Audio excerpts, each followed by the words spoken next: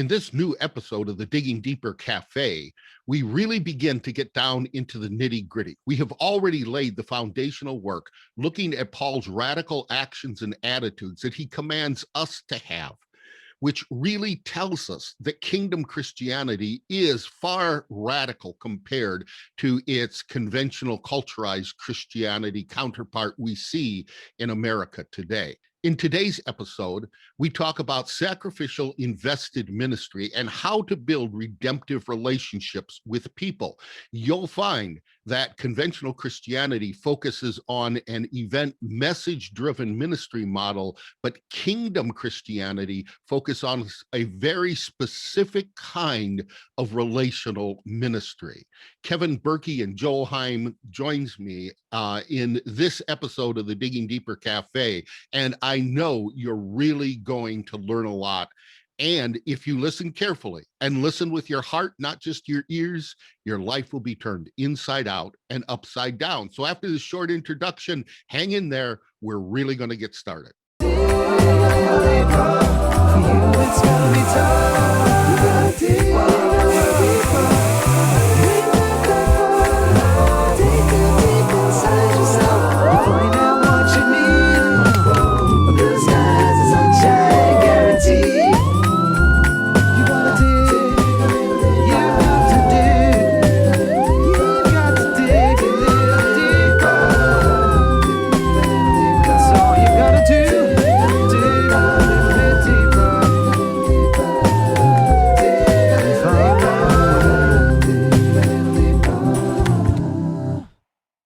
Well, hey, we want to thank you all for joining us at the Digging Deeper Cafe Sunday night live broadcast. Our guest tonight, Joel is my regular right-hand man that keeps everything running here and in control. If there's any problems with the show, it's because Joel screwed up, not me or Kevin. Okay, so it's just Professor Joel Heim is the one that keeps everything straight for us around here.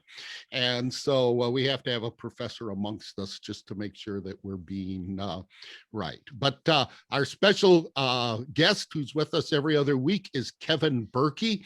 Had to miss a couple of weeks because he has not been feeling well, but he's back in Adam, and we're glad to have you with us, Kevin. You can say I'm glad hello. to be here, Jim. Thank you. Hello. Yeah. Hello. Yep. Kevin is the pastor at Mulberry Tree Ministries in Couts, Indiana. Almost forgot. I just go there, Joel and I go there. And so he was really getting into a great sermon this morning, and all of a sudden it went offline. And so we only got part of the story, and but what a story it was becoming. And I'd heard it similarly before, but it was the way you were going at it and what you were bringing out of it, I think you were going to bring out of it, was really exciting to hear. So this is our digging. I want to explain something to everyone. These live broadcasts are not the podcast. When you hear me talk about the podcast, we're not talking about these live broadcasts. The podcasts drop on Tuesdays. They're the Hello Jimbo Speaking podcast. And I realized that there were people with a lot of questions and comments when they listened to the podcast. So I thought, well, let's do a live broadcast where everyone can ask those questions and make their comments. And so the live broadcast is the place for you to do that. And like I said, Joel is the man from the pew perspective, and Kevin every other Sunday night, and Dr. James Randolph the other Sunday nights are the voice from the pulpits. And so we try to bring the perspectives together here, and so that you can ask your questions and make your comments. So tonight's live broadcast is based on episode number 18 of the Hello Jimbo Speaking podcast. We're starting a four episode study on the difference between the way cultural Christianity makes and grows disciples of Jesus and the way the kingdom Christianity, biblical Christianity, calls us to make and to grow disciples of Jesus. And when we're talking about making disciples, many of you would put that in the terms getting saved, okay? Basically the exact same thing. And so this is the first one, and we're going to be talking tonight about sacrificial invested ministry and how to develop redemptive relationships with people. And most people in cultural Christianity, when we talk about sharing the gospel, really don't focus on relationships. Some of them do. They talk about friendship relationships and friendship evangelism, and we'll talk a little bit about that tonight, the differences. But that's where we're going. And then the next podcast, when it comes out, will be on, what is it on? I'm just writing it. Oh, what it takes to be a disciple of Jesus Christ. What are the basic ingredients in becoming a disciple of Jesus Christ? Then we're going to look at the gospel and how to share the gospel. And finally, we'll look at how to grow disciples and how to grow as a disciple. And so those are the upcoming episodes. And let me just say, I have been fighting some kind of something for the last week. I was out last weekend, not feeling very well.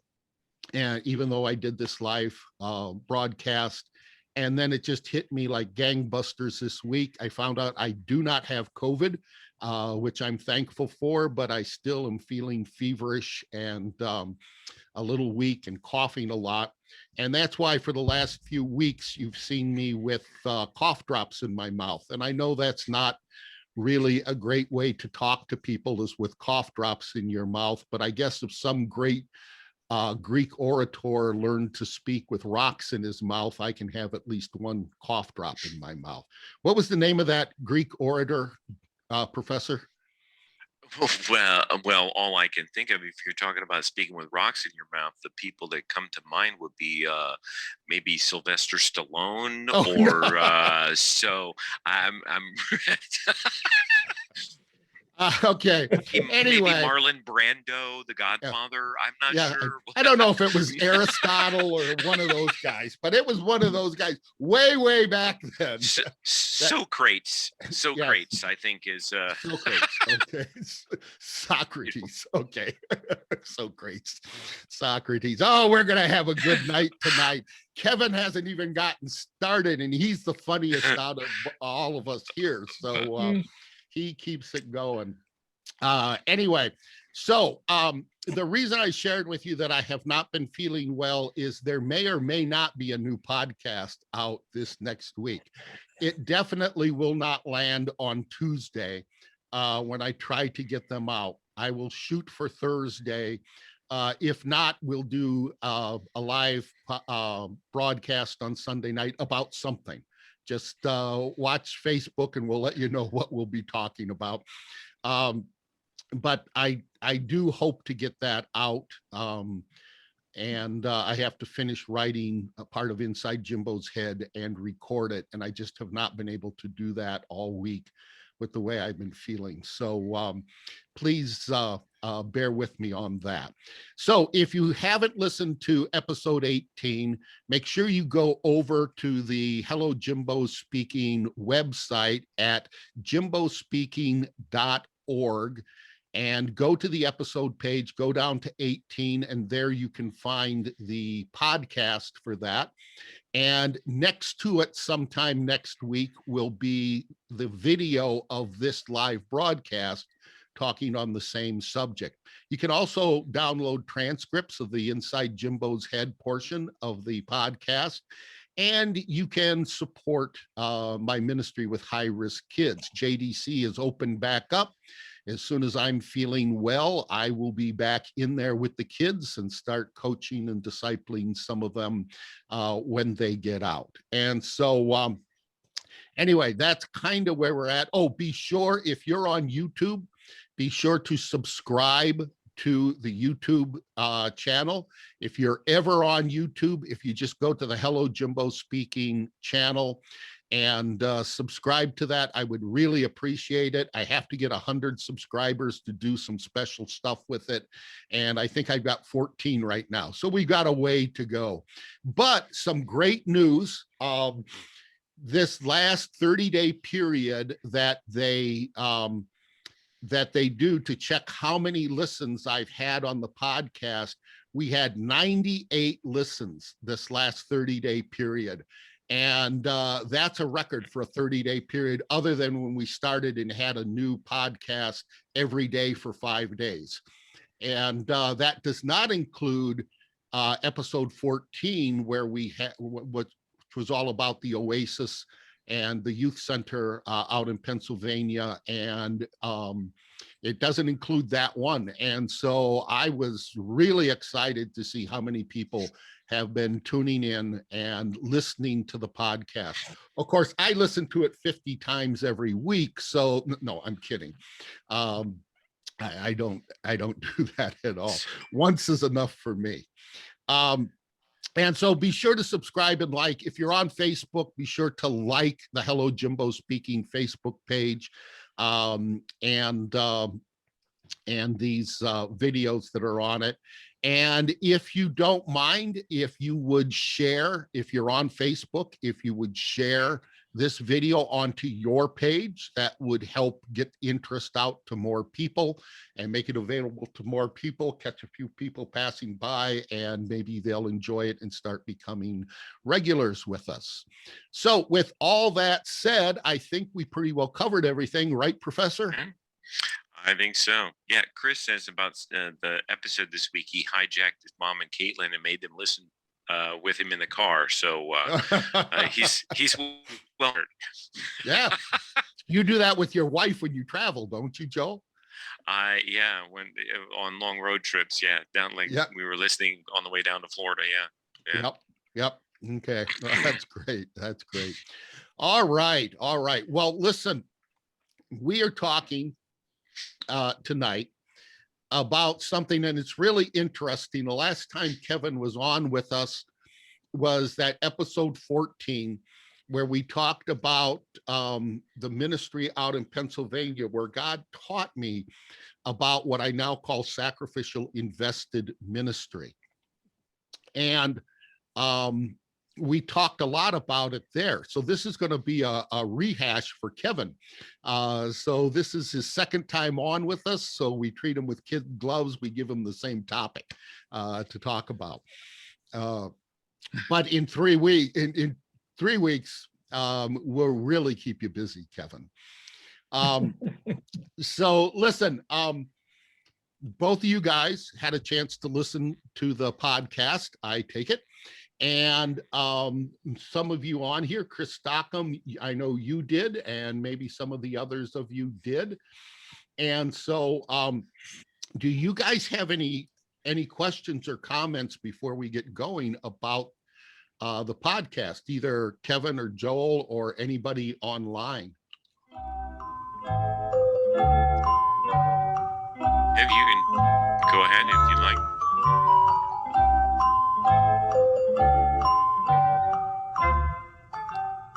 I like the part where I liked all of it. There was a part where you gave, I tried to write down what it was, and I'm sure you'll get into it, but there was 3 elements, and it was self-emptying and sacrificial and invested, that whole part of it. Yes. And I got into there, and I really like that, because you never hear that when it comes to developing relationships and getting into, being able to be a part of someone's life in that way that brings about kingdom, not just about church attendance. And I like that. I love that. And so that was one part that I really was caught up in when you were talking about it. Yeah. Well, thank you, Kevin. I have discovered that I had the opportunity to work with a major youth organization, actually an international youth organization, for a number of years when I first moved back here to Indiana. and they were getting into a thing that they call three-story evangelism. And you have your story, and you have God's story, and then other people have their story. And as you abide in Christ, as you live in communion with God, his story and your story begin to merge together. And as you build friendships with people, it brings their story into your story and God's story. And it's kind of like the Trinity symbol.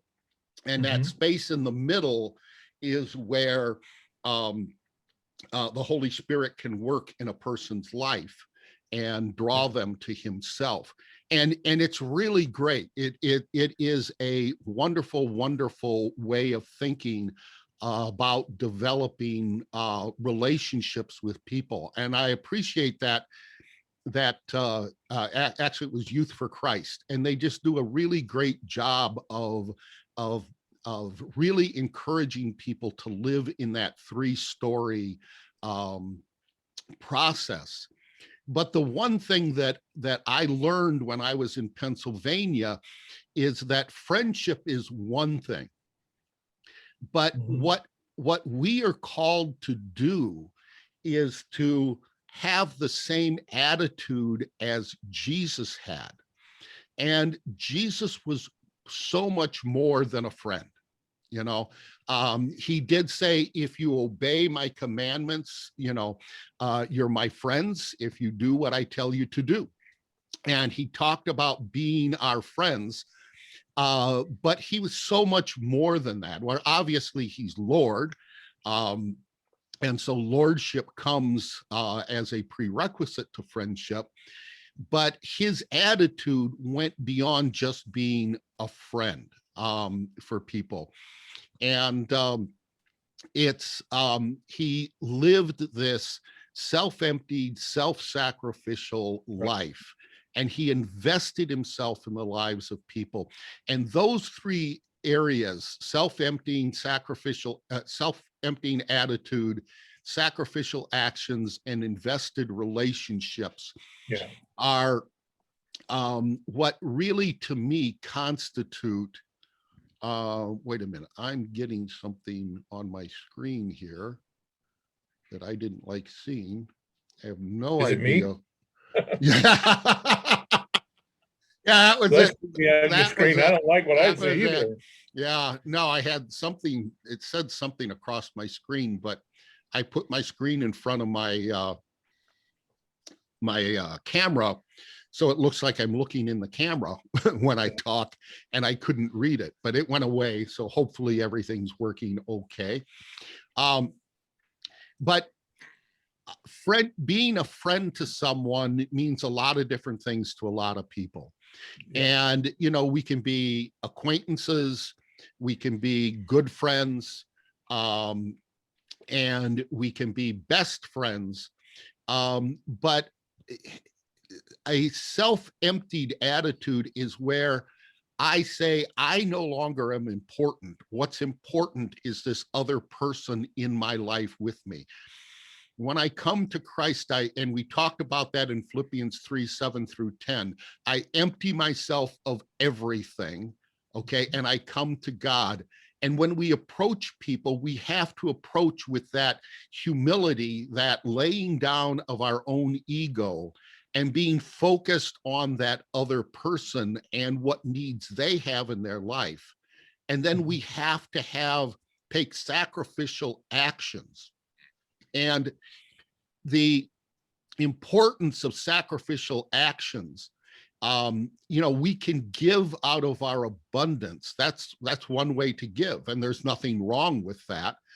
But when we give out of our own need, when we give sacrificially, that's when we're demonstrating the very attitude of Jesus. Philippians chapter 2 says, though he existed in the form of God, he did not count equality with God a thing to be grasped unto, but he emptied himself and took upon the form of a man.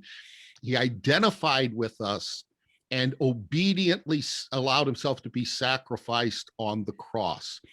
And so the sacrificial love of Christ, we talk about love a lot. If love is not sacrificial, it isn't God's kind of love. And so we have to have those sacrificial actions and invest ourselves into the people that we're in relationship with in order to give people a picture of what the gospel is really all about and what the kingdom is all about. And so we can speak 1,000 words, okay? But if our lives are saying something different, if our actions towards people are not sacrificial, if we're still focused on ourselves and our own needs, if we're afraid to get too close to people and really pour ourselves into people, then we're not giving them a true picture of Christ. And so that's why it becomes difficult for them to understand what we talk about when we share the gospel. So, hey, David Cantwell, welcome, David. Anyway, I think I said somewhere in the podcast about our lifestyle being the fertile soil in which the seed of the word can grow in a person's life. You know, and if our lifestyle is self-emptying, sacrificial, and invested in people's lives, then that seed can grow. But often it doesn't, because we're not really giving them the true picture of what Jesus is really like. Right. What's that say to you, Joel? Well, I found it interesting because I think with today and the technology that's out there, I believe people are more connected than they've ever been in all of human history, and none of it meaningful. Yes.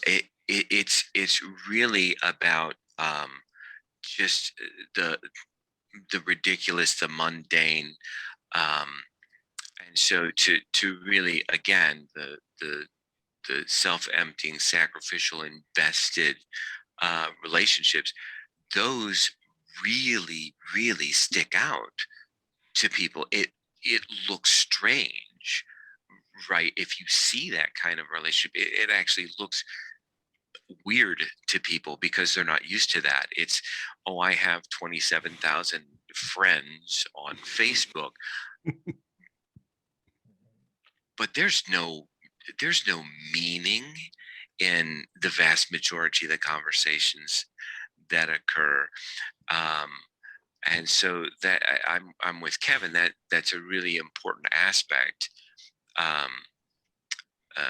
is to build, those types of relationships. And sadly, it's it's one of those things that I've failed at miserably. And it's really a shame, I guess, and it's something that I'm not really proud of. The fact that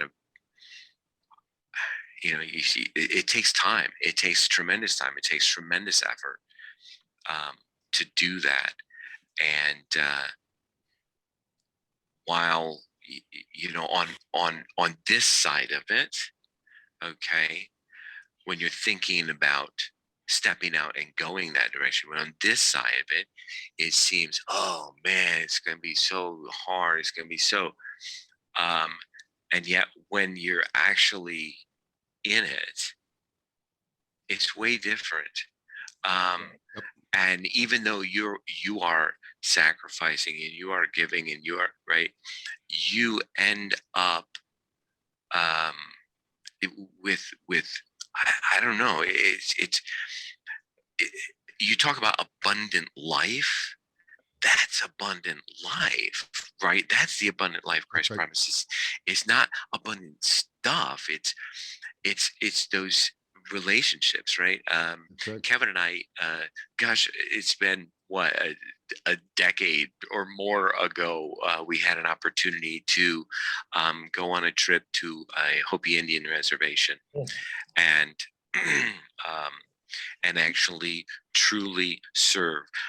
We're sleeping basically like on foam pads on the floor, and I mean, I got the working couch. and well, that's true. I Yeah. got the floor, you got the Yeah, couch. but they had So a black you little spider in it. Remember?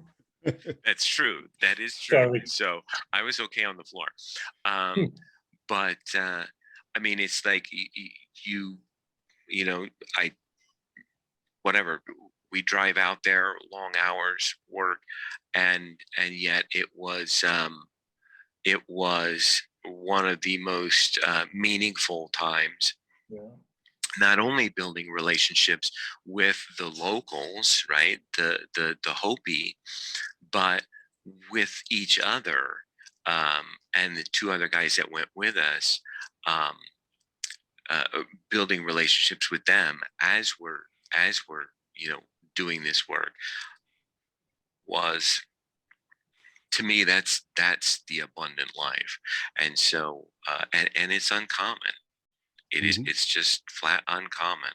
And Right. so that's kind of Yeah. where I'm at with it. I'll shut up now. No, that's fantastic. People have often asked me why I'm so adamant about talking about living a simplified life, and why I'm so adamant about not pursuing the American lifestyle.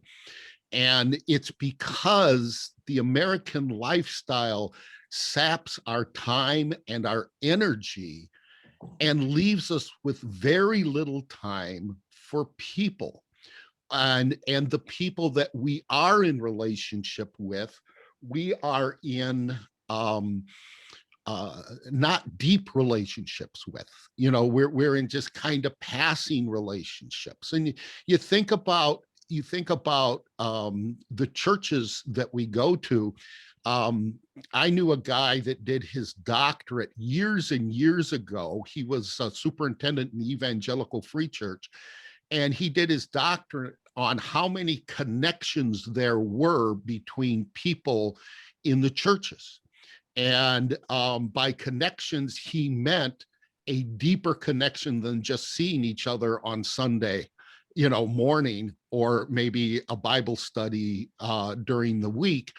But how many deep connections were, and what his findings were, is that there's a connection deficit in the church. Now, this was maybe 30 years ago that he did this, and I'll guarantee you it isn't getting any better. And to just see people for an hour and a half on a Sunday in passing at a service, or to sit in a Bible study with them once a week, doesn't really give us the kind of community. And the thing that we have to remember, and I think I started pointing it out a little bit in the podcast, is 2/3 of the time when the Bible talks about you, it's talking about it in a plural sense. And the things that we are to do, we're to do within the context of community.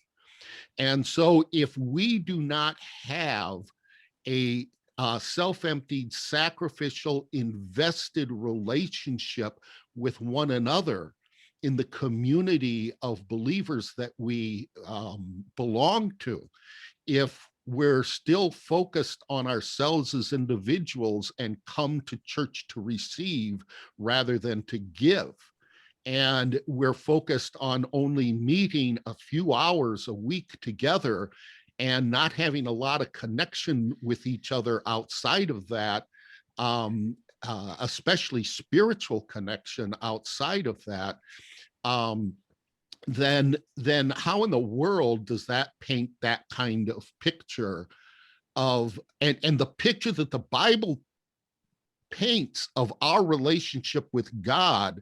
In John 17, Jesus prays that we would be one with him and the Father in the same way they're one with each other. Now, anybody who knows any kind of theology whatsoever, trying to explain the Trinity is extremely difficult to do because they're three persons, but they're one. And they are intricately linked together, and what the one thinks, the other thinks, and what the one, is, the other is. And there's this community of communion amongst the Godhead. And we're to have that. And it's interesting, it's right after that he says that we would be one with each other so that the world would know that Father had sent him. Well, isn't that what reaching out to people who don't know Christ is all about? Letting them know that Jesus is the one that Father sent. He was the Messiah that the Father sent to establish the kingdom and win our forgiveness for sins so that we can become a part of that kingdom and be a part of his kingdom work in this world. That our whole purpose in life would be that kingdom work. And so not only should we think about reaching out to the community from an individualistic basis, the truth of the matter is we should be thinking more of the quality of the community that we have with one another. And are those relationships self-emptying? Are they self-sacrificial? And are they truly invested in one another? More than just on a cursory nature of seeing each other, periodically. And so the other thing I just wanted to point out was in culturized Christianity, we focus a lot on the message. And don't get me wrong, the message is important, right? But when we're talking about it, we have to make sure the message is right, because the message is everything. You can give a perfect, and the truth of the matter is, I think we have the message messed up. And if I get these podcasts turned out right, in 2 weeks, we're going to be talking about what is the message of the gospel of the kingdom. It's not about accepting Jesus so you can go to heaven when you die. It's not that. And yet the gospel is presented that way over and over again. And so that you can have a right relationship with God and he can take care of you in this life and blah, blah, blah. And give you the life you always wanted to have, or that you were born and destined to have. All those things are true, but it's not the emphasis of the gospel of the kingdom. But we're so focused on the message. You can give a perfect gospel message, but if they don't see the gospel in our lives as individuals and in our lives as a community of people, they can't hear our words. I think it was in this podcast that I said it, and I think I said it in the last Sunday. But if you can't walk the walk, don't talk the talk. Because if your walk don't talk, your talk won't walk. And I'll say that again because I got a little mixed up there. But if you can't walk the walk, don't talk the talk. Because if your walk don't talk, your talk won't walk. Did I say that right, Joe? Okay. I get confused every time I say that. I heard Apostle say that one time, and I picked up on it real quick, that last part. But we need to say that not only to ourselves as individuals, but as a community of believers. If our life as a community of believers doesn't talk, then our talk is not going to walk either. Joel, you wanted to say something there. I was going to say, David said, so when I gave like that, talking about the sacrificial, when I gave like that and still got thrown under the bus, does Jesus say, welcome to my world? Was I just an occasional Saturday distraction in prison and now I'm unnecessary? Did Father send me, or was I presumptuous, a fool being played? Kevin, what would you say to David? You're going to have to say that again, Joel. I'm having a hard time hearing on my end. So David says, so when I gave like that and still got thrown under the bus, does Jesus say, welcome to my world? Was I just an occasional Saturday distraction in prison and now I'm unnecessary? Did Father send me, or was I presumptuous, a fool being played? So I guess my context, my question is, I don't know David, Right. and in the context of what he's saying, Jim. To be honest with you, I'm not sure of the situation. So Right. maybe if you would like to bring some clarity to it. Well, I'm not sure of the what he's talking situation about. either, but I think the first line kind of sets the whole Right. thing up. Yeah. When I gave like that and still got thrown under the bus, does Jesus say, "Welcome to my world," or was I just being played as a fool? I think if we Right. take it from there and forget the situation, that'll give us a place. Okay. So he's saying that he gave like that and loved like that, and it ended that way. And does Jesus say, "Welcome to my world," or was I just being played for a fool? And I think that's a wrestling match. So many times that happens. I mean, that whole idea about self-emptying, that is the scariest.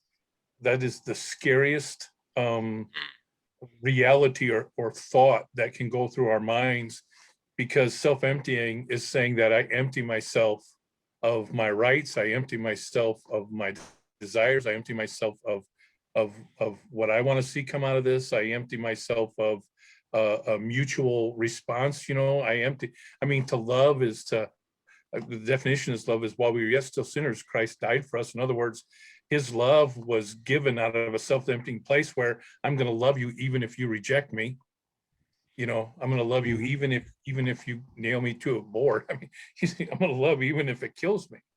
And so in the situation is it Christ saying, "Welcome to my world"? I think the reality is in that situation, it's absolutely walking and following after him, because that's exactly the reality that he lived in.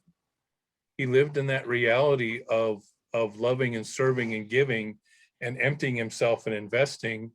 And in all honesty, look how it ended up for him, so to speak, it seems. And our knee jerk and the knee jerk of people around us is boy, you just got played for a fool. Yeah. I think it is being welcome to his world. He says, "In this world you'll have trouble." Why? Because you're going to be identified with me. And if you're identified with me, you follow me. And when you follow me, you're going to walk in the ways that I walked in. And you're going to walk in that love that validates the cross. You're going to walk in that love, that new life that says loving your enemies is the way to win.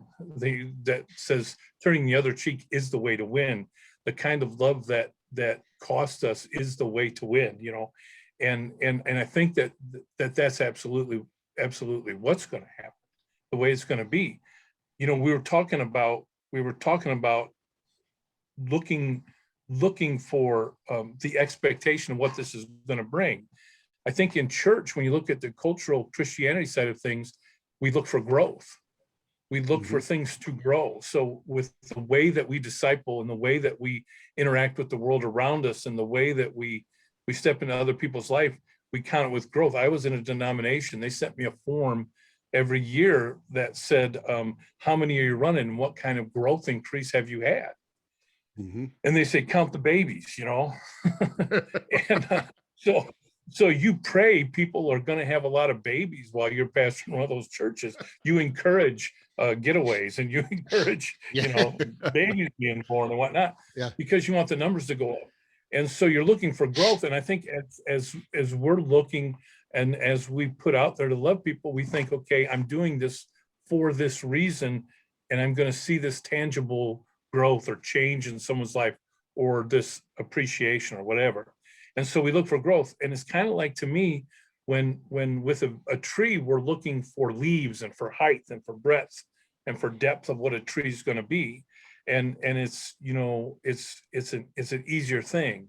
But I think when we're talking about living the way you're talking about, that way that empties ourselves, it's much more difficult.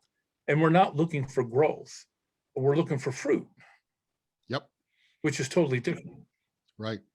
And so when we do this, we're looking for the fruit of the kingdom. We're looking for we're looking for the reproduction of who Christ is, so to speak, in our lives and the lives around us. We understand that, okay, you sow a seed, it doesn't mean that it grows overnight. And so for Dave, everything he did, it looks like maybe he was failed and he was treated that way. And it was difficult, and Christ says, welcome to my world. But he's also saying, just wait, because the seed that falls to the ground and dies and is willing to be buried, there's something that's going to grow out of it in multiplication wise. Amen. And so, Amen. and so I do say that Jesus says, not just welcome to my world, but he says, like, welcome to my heart, like, welcome to my kingdom. Amen. Welcome to something bigger than the people around you that are telling you got played by a fool can even see right now. Right. But in your life, I'm going to make it manifest and express. That's a difficult one. Yeah. I talk too much. No, you did great. I was just going to say, if you were with us last week, we talked about, and even the week before that, in Philippians 3:7-10, we see that the three pillars of the Christian life that of Paul's life that grew out of his faith, not his legalistic consciousness, but his faith in God, was to have a full, complete, intimate, experiential relationship with Jesus, to have a full, complete, intimate, experiential relationship with the power of his resurrection, and to have a full, complete, intimate, experiential communion with his sufferings being made, with his sufferings being made like him in his death. And so, and Jesus said, one of the things Jesus promised us was persecution. Okay, that people would not accept what we have to say, would not accept the lifestyle that we live, will not accept where we're coming from. And so when a third of what the Christian life is all about, if you look at those three things, is to have a full, complete, intimate communion with Christ's sufferings being made like him in his death. And that's what ministry is all about. I have said it before, I'll say it again. If ministry does not include suffering, it is not authentic ministry.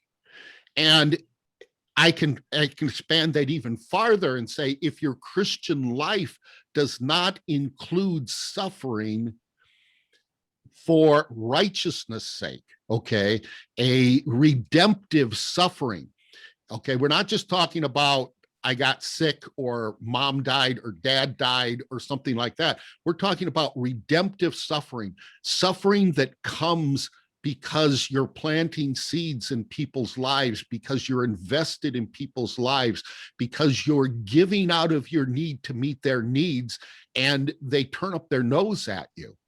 That kind of suffering is what we're talking about here. And that if our Christian life does not have that kind of suffering in it, redemptive suffering, then we need to question the authenticity of what we're doing in our relationship with God. And that goes right back to that Philippians chapter 3 passage that we used to start this whole nitty-gritty section. And you're going to hear me going back to that time and time and time again, because it just forms the foundation of what we're talking about. David, whatever you went through, man, I know it's hard, but it's the same thing as marriage. If you go into marriage expecting to get something out of marriage, okay, and most of us do, and if we're fortunate, we get that knocked right out of us, okay? Because marriage is not a 50-50 proposition. It's a 100%. 100% of me giving to help my wife become everything she can become, and 100% of her giving for me to become everything God has called me to be. And when we stop focusing on us and our own needs and focus on the needs of each other, then we come together in this beautiful way and form this perfect image of God in their unit, in the Father and the Son and the Spirit's unity. We become one in that way.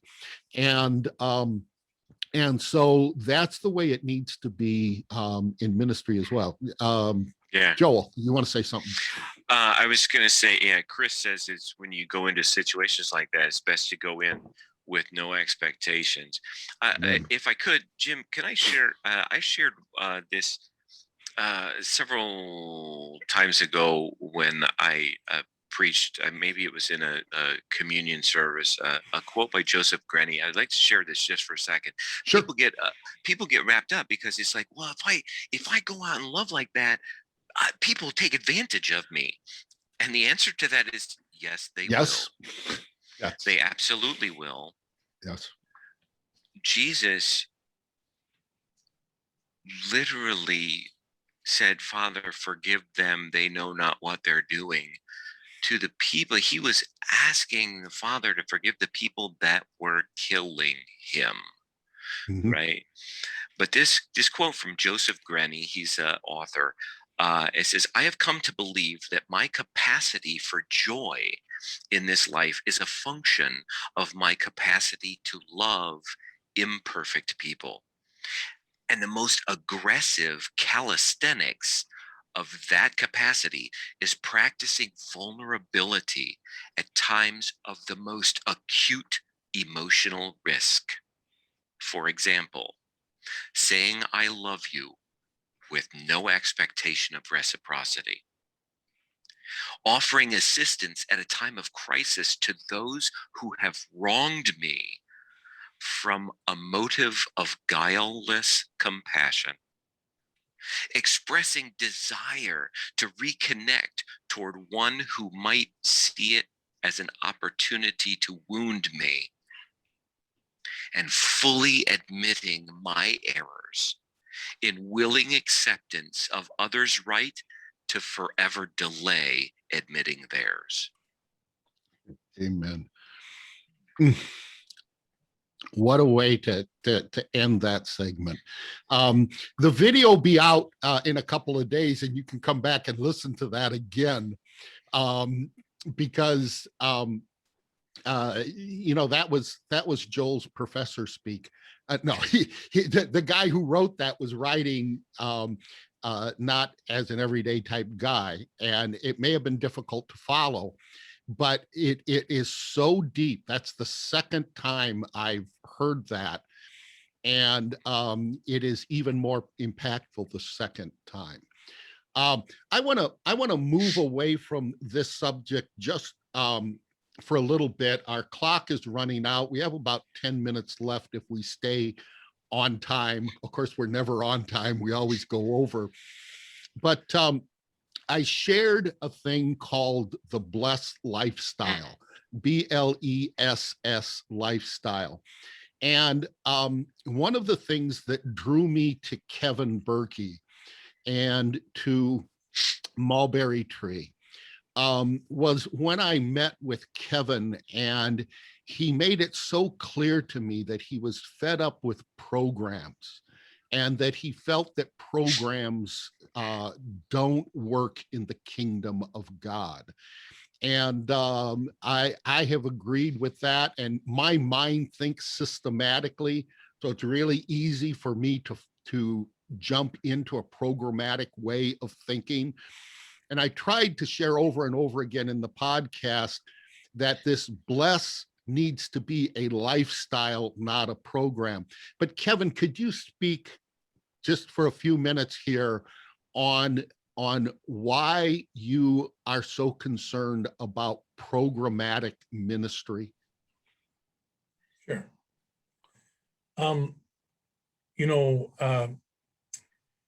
It may produce, well, just what I said before, it may produce some growth, but it doesn't produce any fruit really. And really, truthfully, I think it boils down for me that I learned discipleship, and I learned the kingdom. I learned it from my grandfather, how you walk these things out. And he was one of those fellas that was a carpenter, and he brought you on the job, and he spent his life with you, and he did empty himself to be able to teach me and to grow me and to love me. And so in my life, I didn't experience it in the context of a church and in religion. I was lucky enough to experience in the context of a relationship. Amen. And so it was never wired into me. And it was so foreign to me when I tried to, first time I was a pastor, and when I would try to be programmatic, it just didn't, it was so aggravating, and it was so not a part of who I was. And I just always knew that there was a different way, and it was simply living life out together like this. And so for me, I think the big problem with the programs is it puts it into the context of who does the programs best is going to be the church that God lives at. in that understanding. You Yeah. know, it's like, we do these programs great, so come to our church, because we're gonna meet you right where we're at. We got something for everything in every part. We got a 6-week discipleship class, and bada bing, bada boom, you're on your way, and all these things. And it starts us focusing on flesh and on positions and on power and on what we can do apart from really living a life that is laid down and together. It takes longer, it's more difficult the other way, but I think it's more beneficial, and it's really where we get to know each other. So I've just always had a problem with programs. They're a bad taste in my mouth. Yep. I've taken a lot of flack for it. Yep. A Well, lot of flack. yeah, I can only imagine, because the entire church is based on this 21st century business model of organizational development and growth, which Yeah. is surrounded by programs, programmed things to make that happen, and a 21st century educational model that takes place in a classroom, and where you learn to what Christ was all about and how to live for Christ was in community with your grandfather. Absolutely. Okay. And by him taking you with him and spending time with you and pouring into you. And that's what these self-emptying, self-sacrificial, invested relationships, it's a beautiful, beautiful picture. Every time you share about your grandfather and I get choked up, because it's the kind of relationship I want to have with people that God puts into my life to minister to. It's what I want to be to people. Go ahead. Yeah, it's funny, even here at Mulberry, when we first started, a lot of people come from a lot of other churches, and they all have programs or this and that. And so there was a lot of question of what are we going to do? How are we going to do it? But here's what God told me to do first. I was praying to say, God, how do I meet Couts? How is it that I'm supposed to be a part of this town and be a part of this community, right? And honestly, this is what he told me. He said, look how dirty the streets are. He said, the streets are terrible dirty. Go sweep the streets. So it was funny. He told me to sweep the streets, and immediately I got a phone call from PACT in Valpo saying they had a young man from Couts who needed community service. Would I be willing to give him community service? I said, yeah, bring him down. And he got here and he said, what are we going to do? What am I going to do? What are you going to have me do? And I said, well, I'm not going to have you do anything, but I'm getting ready to sweep the streets. Would you like to sweep them with me? And so him and I swept the streets the first time. It was a young man that, and him and I spent, I think it was 2 days together. Yep. And we went up and down the 49 and swept the streets one end to the other, had a chance to talk to him, had a chance to eat lunch with him, had a chance to do all these things with him. And it wasn't a program. Amen. It was just, Amen. it was just something that God put together, and we walked it out. And so I make sure I get out in the streets, and I still do that.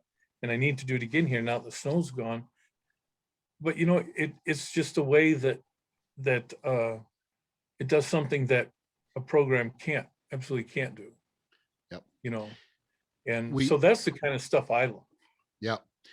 We have to, I I made a statement in the podcast that says that our Christian lives have to be based on faith, which produces obedience through living and walking in the Spirit. And I believe with all my heart, I use this blessed thing to give people an idea of what it looks like. I kind of call it training wheels. It's kind of like my communing with the Trinity thing and that communion wheel that I have in that. It's not meant to be a liturgy. This is not meant to be a program, though I have met many people in churches where this has been programmed and they talk about how it doesn't work. Forget it. I don't want to have anything to do with bless. And it's because they tried to make it a program within the church. Let's all go out and bless a group of people today, or let's all go into Starbucks and build some relationships with people. And turn it into this program thing. But as we learn to live and walk in the Spirit, God begins to point people out to us. And when he does, it's great to know that we need to begin with that relationship with God in prayer. And then as we develop a relationship, we need to listen to people. And it's always, I have just discovered when I sit down and eat with someone, even if it's a cup of coffee, there's a bonding that takes place there. And as they talk about themselves, they begin to share needs. And I can sacrificially begin to meet that need. And all of a sudden, they're asking me, why are you doing this? And those of you who are with us, Mike Keener and Chris Stockham, who were with me, were kids out in Pennsylvania at the youth center. You guys saw that happen over and over again. We'd take kids out for hamburgers. We'd just let them talk. We'd find needs. We'd try to help meet those needs in their life. And they'd always want to know, why are you doing this? Well, you really don't want to know. And, but no, really, I do. And I said, well, if I do that, I'm going to sound like a preacher. And I know you don't like preachers. No, why are you doing this? And I do that today with kids out at JDC and when I meet with them afterwards. But it's a way of remembering, am I really building a real relationship with this person, or I'm just passing them in the hall, or as we walk between the pews at church? Am I praying for this person? Am I listening to them? Am I sharing a meal with them and getting to know them better that way? And when I see a need in their life, when they share a need, am I sacrificially meeting that need? And what happens with the share part, which we get into in the next couple episodes, is that's happening all the way through it. We're sharing with our life. We're painting a picture of what Christ is all about. And the ability to speak the words happens throughout all of that. It just opens up. And the words mean so much more. But where it has been programmed, and the reason I wanted you to share that, Kevin, and thank you for so much sharing about your grandfather, because that's what he did with, I'll guarantee you, your grandfather prayed for you all the time. And he listened to you, right? Sure he did. He showed me how to self-empty.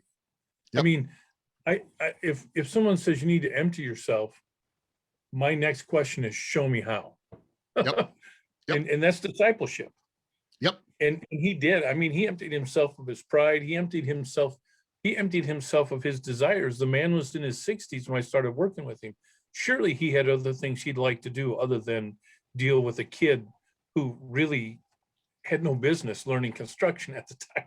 I mean, right. He emptied himself of so many things, and I watched it and I felt the effects of it. Yep. And it postured my heart. Yep. And that's the powerful. You don't get that in a program. That's right. You can hear about it, but unless it's invested in you with the seed. Yep. That's why it's so important that, like you said, we are the message. That's right. Yeah. Jesus said, you're the light of the world. You're the salt of the earth. You're the light of the world. He didn't say the message was. He said, you are. You're the message. You are. And by the way, that you is plural for what it's worth. We together are the salt, and we together are the light. And when you study what went on in the early church, and you see how they were devoted to one another and devoted to God and devoted to prayer and devoted to the word and met together all the time, not to just have fun, but to spiritually, to grow spiritually in the word and prayer and fellowship with one another and the breaking of bread. And as you see what was going on, and they were in a culture that was based on community, not individualism, but it was so uniquely spiritually alive, that it was different than anybody in a culture that was based on community, not individualism. They looked at that and go, boy, what's going on there? Look at those people. And I shared in Thessalonians where Paul says that the Thessalonians, when they came to Christ, that they became an example to all of Macedonia and Achaia. And the word sounded forth from them, but they became that example. And as long as we stick with a 21st century educational model in discipleship, we will never have what God has for us. We will be functioning in culturalized Christianity, not kingdom Christianity, a business model with programs. Whenever I had to realize that I had to walk away from an event message-driven ministry model into the attitude of Jesus Christ.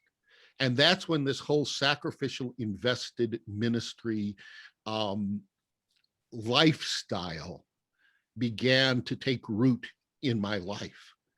And as soon as we in the church realize that when what we do is based on event message driven ministry model, that gets in the way of this self-emptied, self-sacrificial, invested ministry model, which is the life of Jesus living in and through us. Joe, has anybody been saying anything on the board? Yeah, actually, couple things. BJ's thought the quotes were good. He and wrote Galatians 6:9, let us not be discouraged in doing good, for in due season you'll reap if you don't grow weary. Then while we have an opportunity, let's do good to all people. And Chris says that one thing that gets kind of lost in sharing of the love of God is people forget that we are to love the sinner, but not the sin. Even though we know they might reject us, we need to reach out regardless. Yep. Those are deep. So, by the way, BJ, I bet you 10-1. I see that he's on YouTube. That's my good buddy, Ben Johnson. He joins me for prayer on Tuesday and Thursday nights at the church. Awesome. When we do the Seeking God together. And is a young fellow with 4 kids, I think now, or 5 or 6 or 7 or 8. How many are coming yet, Ben? Anyway, and a young family lives Valpo, Chesterton area. And I've known him for as long as I've been out in Indiana. This last time, I think it was 2005 or 07 that I moved back out here and got together with Ben. Thank you for sharing that passage. Chris, your insights are blow me away constantly and consistently every week. I appreciate them so much, what you have allowed God to show you in your life. And David Cantwell, I hope this helps. I don't know what the specific situation was, but I hope this helps. I hope it isn't like Charlie Brown, listening to the teacher, wah, wah, wah, wah, wah, wah, wah, wah, wah, wah, wah, wah, wah. Unfortunately, we can't walk with you. This is the best we've got right now is this fake community on virtual community that meets here. But Lisa Berkey. Kevin, you didn't see this. Lisa just put up off topic, but Willow, that's Lisa's granddaughter, said, "There's paw. There's a lot of paws." Laugh out loud. Yeah, Thanks that's for my sharing sweetheart. She's that, at the house Lisa. tonight. Yeah, Yeah. there's a lot of paws up there. I guess that says something about our ages, guys, huh? I think so. No, I'm the only one that's Yeah. I'm the only one that's a great paw though. And by the way, I have my grandson just had a baby girl yesterday. Congratulations. And Yeah. yep. And so I'm a great grandpa again for the 1, 2, 3, 4, 5. I don't know. I'm losing track now. How many are out there?